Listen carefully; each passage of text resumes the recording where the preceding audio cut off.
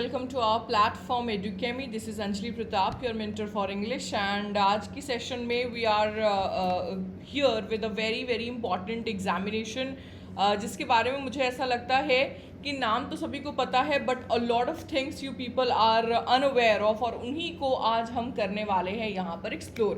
Like CUET examination, isn't it? Like how many of you have heard of this examination?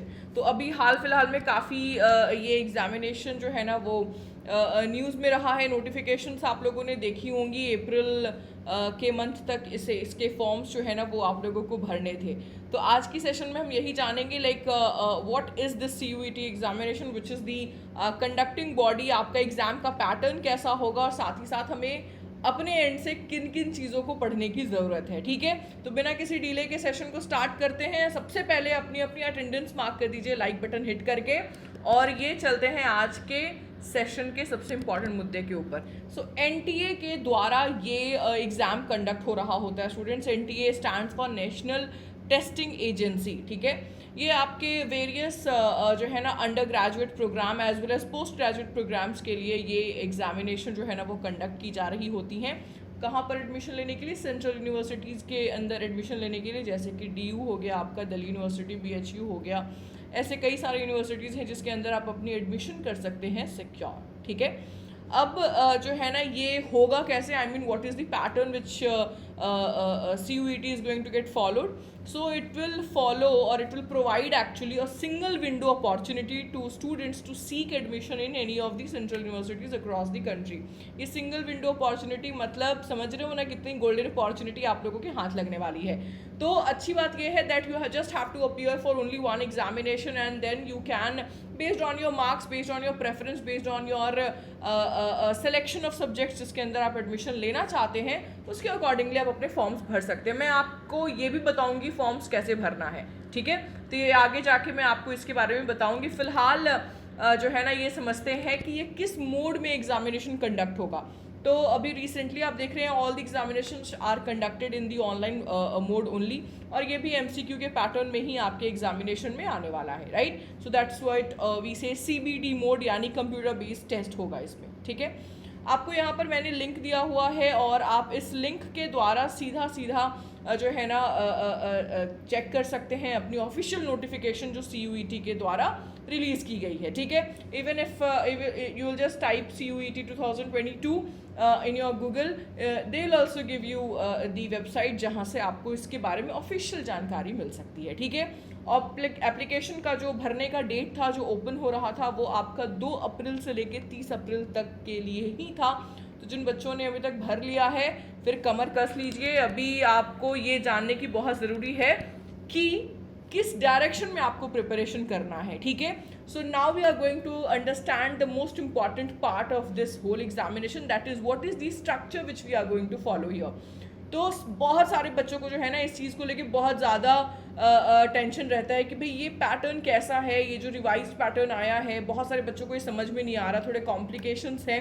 But student trust में कोई complication नहीं. मैं आपको एकदम आसान शब्दों में समझा देती हूँ कि ये एग्जामिनेशन किन का जो स्ट्रक्चर है वो कैसा होगा, उस स्ट्रक्चर के अंदर कौन कौन से सब्जेक्ट्स या लैंग्वेजेस आ रहे हैं. ठीक है, तो आप देख सकते हैं हमने सेक्शन 1A और 1B के नाम से रखा है, यही आपके CUET के द्वारा भी लिखा गया है. ठीक है, तो सेक्शन 1A में आपको 13 लैंग्वेजेस मिलते हैं, जिसमें से आपको कोई भी एक लैंग्वेज के ऊपर जो है ना एग्जाम देनी होती है.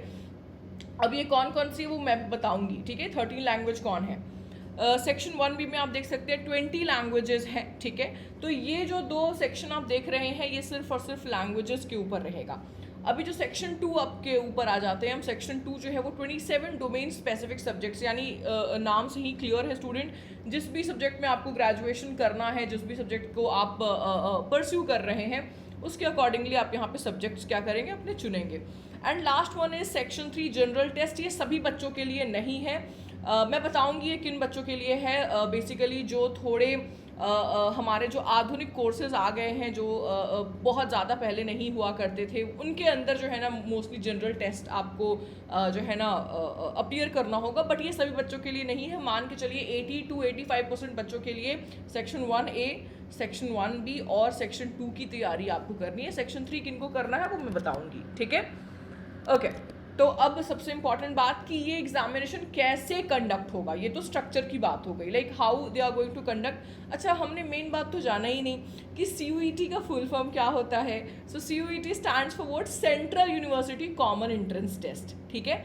तो ये आपका क्या है, ये आपके एग्जामिनेशन जो है ना उससे ही के नाम से क्लियर हो रहा है कि एक सेंट्रलाइज्ड फॉर्म है जहाँ से आप बहुत सारी यूनिवर्सिटीज़ के अंदर जो है ना एडमिशन पा सकते हैं। स्टूडेंट्स, ये एग्जामिनेशन 2 चरण में 2 स्लॉट में आपकी कंप्लीट की जाएगी। स्लॉट 1 में आपको 3 घंटा 15 मिनट का समय मिलेगा और स्लॉट 2 में 3 घंटा 45 मिनट का।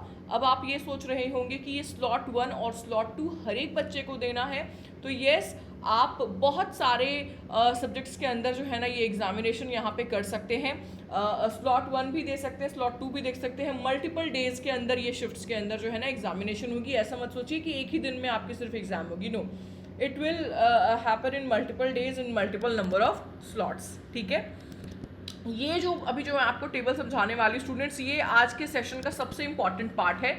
इसे मैं वेरी इंपॉर्टेंट यहाँ पे लिख दे रही हूँ। उन सभी बच्चों को डिटेल में समझा देती हूँ कि ये 13 लैंग्वेज में, ये जो 20 लैंग्वेज मैंने आपको बताया, इसमें एक्चुअली करना क्या है, और ये जो ड्यूरेशन मैंने आपको 3 घंटा 15 मिनट का बताया है, ये आपके डिवाइड कैसे हो रहे हैं, ठीक है। तो सेक्शन 1A में आप देख सकते हैं कितने लैंग्वेजेस हैं, 13 लैंग्वेजेस हैं, ठीक है। नंबर ऑफ टोटल क्वेश्चंस कितने आएंगे, टोटल है स्टूडेंट, तो 50 क्वेश्चन आएंगे, जिसमें से आपको 40 करना है अटेम्प्ट, मतलब आप 10 छोड़ सकते हैं, तो अच्छी बात है भाई। 45 मिनट्स मिलेगा आपको हर एक लैंग्वेज के लिए, ठीक है। अच्छा, सेक्शन 1B में कितने हैं, 19 लैंग्वेजेस है, अकॉर्डिंगली यहाँ भी आपके वैसे ही जाएंगे। सेक्शन 2 की अगर हम बात करते हैं, जो डोमेन स्पेसिफिक सब्जेक्ट्स था स्टूडेंट, तो 27 ऐसे सब्जेक्ट्स हैं जिसमें से आप चूज कर सकते हैं। यहाँ पे भी आपको 50 टोटल क्वेश्चंस मिलेंगे, जिसमें से आपको 40 क्वेश्चंस ही अटेम्प्ट करने हैं। अगेन यहाँ पे आपको हर एक सब्जेक्ट के लिए कितना समय मिल रहा है, 45 मिनट्स मिल रहा है। अब बात करते हैं section 3 general test. General test देखो नाम से समझ में आ रहा है, यहाँ पे आपको जो है ना रीजनिंग, आपकी एप्टीट्यूड हो गई, उसके अलावा फिर आपकी इंग्लिश हो गई, या GA की बात कर ले हम लोग, तो वो यहाँ पर पूछे जाते हैं, तो इसलिए थोड़े जो नंबर ऑफ क्वेश्चंस है ना वो आपको ज़्यादा दिख रहे होंगे। तो 75 टोटल क्वेश्चंस होंगे स्टूडेंट्स, आपको अटेम्प्ट करना है कितना, 60 क्वेश्चन। मतलब अच्छी बात है भाई, 15 क्वेश्चन हमें छोड़ने की पूरी खुली आज़ादी है यहाँ पे। और इस पूरे सेक्शन को करने के लिए आपको कितना समय मिल रहा है, 1 घंटा, यानी 60 मिनट्स का टाइम आपको मिल रहा है स्टूडेंट्स, ठीक है। अभी जो मैंने आपको ये लैंग्वेजेस के बारे में बताया ना, मैं उसी को थोड़ा यहाँ डिटेल में दे रही हूँ कि ये 13 लैंग्वेजेस कौन से हैं। अच्छा, बहुत से बच्चों को अगर ये परेशानी हो रही है कि ये लैंग्वेजेस को लेकर जो है ना मुझे like I am getting confused, तो स्टूडेंट्स देखिए, like if you are like very fluent और आपने स्कूल में आपकी करिकुलम में अगर हिंदी जो है ना अगर रहा है, तो आप डेफिनेटली उसके साथ फॉलो कर सकते हैं। फिर आप और डिफरेंट स्टेट्स के अंदर जाइए, आप अपने स्टेट के जो भी लैंग्वेज में है अगर आप उसमें कॉम्पिटेंट है तो आप उसमें भी एग्ज़ाम दे सकते हैं। ऐसा कुछ भी नहीं है that if you choose English और इफ़ यू चूज़ हिंदी तभी आपके मार्क्स बढ़ेंगे ना, like it depends, it solely depends on your comfort zone, ठीक है। तो आप देख सकते हैं हमारा जो 13 लैंग्वेज है वो कौन कौन सा है, तमिल, तेलुगु, कन्नड़, मलयालम, मराठी, गुजराती, उड़िया, बंगाली, असमीज़, पंजाबी, इंग्लिश, हिंदी एंड उर्दू। तो इसमें से अब जाहिर सी बात है आप जिस भी स्टेट को बिलोंग कर रहे होते हैं, जनरली हम वहाँ के लैंग्वेज के साथ ज़्यादा कंफर्टेबल रहते हैं, तो आप उन लैंग्वेज के का मीडियम चुन सकते हैं इस एग्ज़ाम को देने के लिए। अगर आपके दिमाग में ये चल रहा है कि इसके अंदर से सवाल कैसे आएंगे, तो मैं ब्रीफली अभी बता दूँ, बाद में डिटेल में बताऊँगी आपको कि ये जो क्वेश्चंस लैंग्वेज है स्टूडेंट्स, तो लैंग्वेज जनरली क्या करेगा, आपकी अंडरस्टैंडिंग एबिलिटी चेक करेगा, राइट, एनालिटिकल स्किल्स चेक करेगा। तो वही है, RC के क्वेश्चंस आते हैं, जैसे रीडिंग कॉम्प्रिहेंशन के ऊपर बेस रहेगा, कुछ पैसेज आ जाएंगे लिटरेरी या नैरेटिव डिवाइसेस वगैरह के ऊपर, कुछ वोकैब से रिलेटेड क्वेश्चंस हमें देखने को मिलेंगे, ठीक है। अच्छा, सेक्शन 2 की अगर हम बात करें तो अगर आप सिलेबस देख पा रहे हैं तो सेक्शन 2 में बेसिकली यहाँ पे हमने सजेस्ट किया कि सिर्फ आप NCERT की जो किताबें हैं ना वो देख लीजिए। ये जो हमने उठाया है स्टूडेंट्स, ये एक सर्ट आपको ऑफिशियल नोटिफिकेशन से भी मिल जाएगा, ठीक है, ये बिल्कुल वहीं से हमने निकाला है। और सेक्शन 3 की जो हम बात कर रहे हैं, यानी जो आपका जनरल टेस्ट की अगर बात कर रहे हैं, तो उसमें आप देख सकते हैं जैसे कि आपको मैंने बताया, जनरल नॉलेज है, करंट अफेयर्स है, आपकी रीजनिंग हो गई, क्वांट हो गई। क्वांट में भी आपको ऐसा नहीं कि मतलब बहुत हाई फाई क्वेश्चंस आएंगे, नॉर्मल अरिथमेटिक्स वगैरह, फिर आपके मेंसुरेशन जो हो गए क्वेश्चंस, इसी के ऊपर जो है ना आपको सवाल जनरली देखने को मिलेगा, ठीक है। अब बात करते हैं मार्किंग स्कीम की कि भाई हमें लाइक पॉजिटिव मार्क्स ही हैं या निगेटिव मार्क्स भी है, या कुछ भी अटेम्प्ट करने का फिर क्या होगा। सो आपको बताया गया है कि हर एक करेक्ट अटेम्प्ट के लिए आपको 5 मार्क्स दिए जाएंगे, ठीक है। फॉर एवरी इनकरेक्ट क्वेश्चन, जो आपने गलत आंसर किया है उसके लिए 1 मार्क डिडक्ट किए जाएंगे, और जिन क्वेश्चन को आपने छोड़ दिया है उसके लिए कोई परेशानी की बात नहीं है, उसे कुछ भी नहीं होगा, ठीक है। तो अच्छी बात है। तो सिर्फ 5 मार्क्स को देखकर मतलब बहुत ज़्यादा खुश होने की ज़रूरत नहीं है भाई। जैसे जैसे 5 मार्क्स आएंगे, अगर तुमने 5 क्वेश्चन गलत कर दिया तो ये 5 मार्क्स चले भी जाएंगे। तो आई स्ट्रांगली बिलीव हियर कि आप लोग जो है ना अपने पॉजिटिव मार्क्स के ऊपर थोड़ा सा ज़्यादा ध्यान रखिएगा, निगेटिव जितना कम कर सके उतना बेहतर रहेगा, ठीक है। तो आज की सेशन के लिए मैं इतना ही रखती हूँ। अगली फिर सेशन में मिलूंगी, मैं आपको और बताऊंगी CUET के बारे में। अगर आपको इस वीडियो से रिलेटेड या इस एग्जाम से रिलेटेड कोई भी क्वेश्चन है तो आप सीधे मुझे कमेंट सेक्शन में पूछ सकते हैं। Okay, thank you for being there everybody, have a great day to all of you.